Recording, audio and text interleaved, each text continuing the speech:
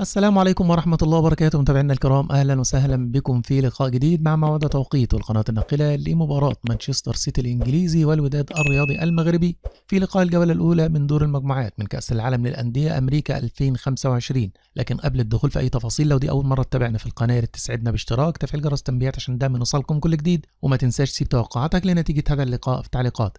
الفريقين بيتواجدوا في المجموعة السابعة التي تضم مانشستر سيتي ويوفنتوس والوداد الرياضي المغربي والعين الإماراتي، وتنطلق صفرة لقاء الفريقين مساء اليوم الأربعاء 18 يونيو 2025 على الساعة 7 مساء بتوقيت مكة المكرمة وسوريا ولبنان والأردن والعراق واليمن، السادسة بتوقيت السودان وليبيا، الخامسة بتوقيت تونس والجزائر والمغرب.